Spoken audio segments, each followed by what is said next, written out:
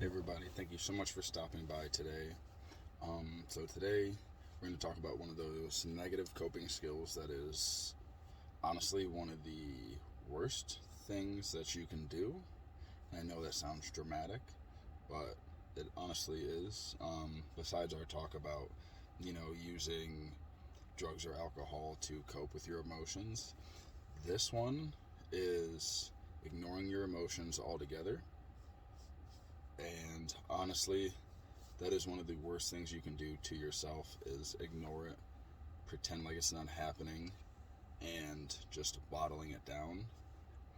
That is not helpful. Now, emotions aren't those things that can just go away if you stop focusing on it or distract yourself. They don't just disappear. They may subside or lessen for the time being, but unless you deal with what's going on, it's just going to keep coming back and coming back. And the next time it comes back, it could be worse. Now, when someone's dealing with something extreme, they're dealing with serious life problems, they're dealing with whatever, if you ignore it, it's still there. The problem does not just magically get handed off to the problem fairy who takes care of it, and then tomorrow you wake up and there's no more problem. It's like that's not what happens.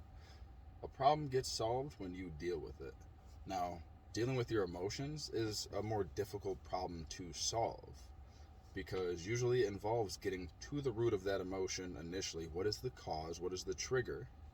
And then finding ways to cope with it and also get assistance outside of yourself because you don't have to do it alone. There are people that you can talk to, whether that be a professional, whether that be a friend, or whether that just be a peer who understands what you're going through. But no matter what, is you need to find the proper way to deal with your emotions. That's like literally if you were a kid, first time driving mom's car, and you just so happened to dent it because you weren't paying attention, and you scratched it all up and it looks dreadful, and you're going to try and hide it by parking the car in a strategic spot so your mom doesn't see it since she only walks to the driver's side. And then when she comes back from work and notices it, she thinks that it happened elsewhere, and you're like, oh my god, what happened? Somebody hit your car, mom. The problem wasn't dealt with. She knows you lying, and you still feel like crap for denting your mom's car. See, when you don't deal with it, the problem persists. Now, I know that was just a terrible example. Sorry, I'm not always the best at coming up with examples, and I know that I can, sit down forever and plan out something, but you get my point, is if you not deal with whatever the problem is, the problem emotions, if you don't deal with it, it's going to come back. And it comes back in more difficult ways. So if you have anxiety and you're having panic attacks and you're not addressing why you're having panic attacks, and you just so happen to have a good day, and then something happens, and then now you're having a panic attack in public, and it's worse than the previous ones because it's stressor on top of stressor on top of stressor on top of stressor, it is not healthy for you. So if you take anything away from what I said today, do not bury it down, do not bottle it up. Open up, talk to somebody, look for help. And looking for help does not mean always going to the hospital, finding a therapist. Getting help means just finding somebody to talk to. Or finding YouTube videos and figuring out also what calms you, what makes you happy, and what helps you deal with what you're dealing with. Thank you so much for watching the video. Now, if you or anyone you know needs assistance due to mental illness or any difficulties in life, now we have a resource down below. It's relentless-nature/get help.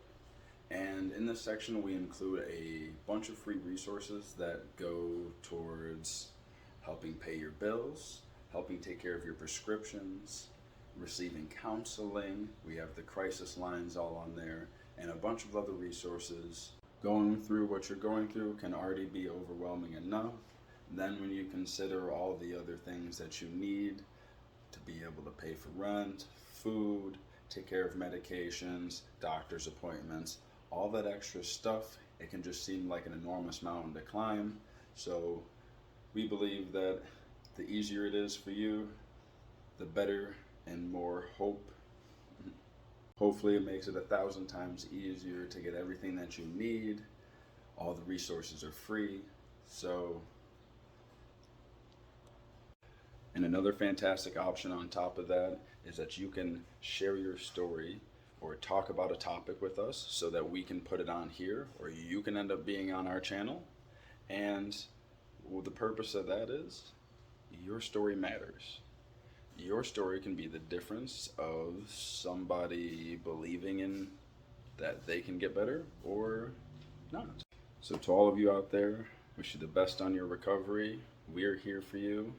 And if you're supporting others on their recovery journey, don't give up on them, because they would never give up on you.